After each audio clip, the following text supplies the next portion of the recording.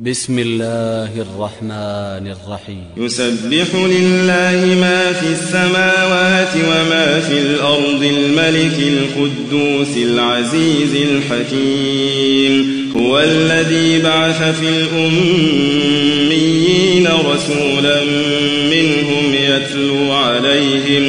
يتلو عليهم آياته ويزكيهم ويعلمهم الكتاب والحكمة وإن كانوا من قبل لفي ضلال مبين.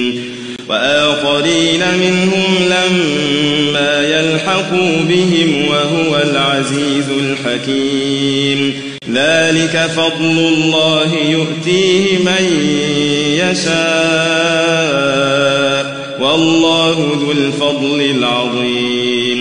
مثل الذين حملوا التوراة ثم لم يحملوها كمثل الحمار يحمل أسفارا بئس مثل القوم الذين كذبوا بآيات الله والله لا يهدي القوم الظالمين.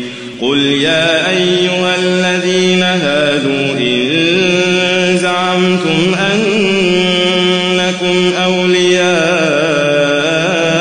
لله من دون الناس فتمنوا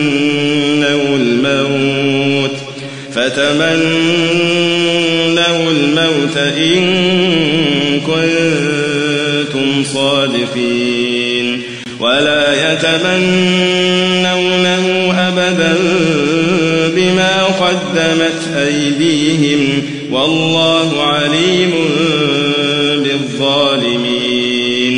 قل إن الموت الذي تفرون منه فإنه ملاقيكم ثم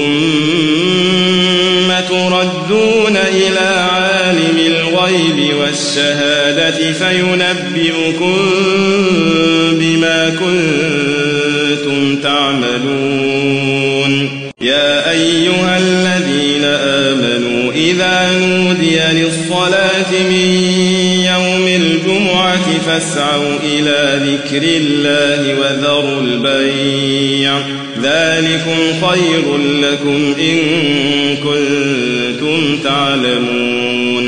فإذا قضيت الصلاة فانتشروا في الأرض وابتغوا من فضل الله واذكروا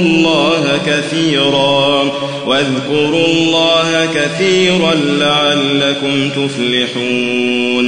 وإذا رأوا تجارة أو لهوا انفضوا إليها وتركوك قائما قل ما عند الله خير من اللهو ومن التجارة والله خير الرازقين.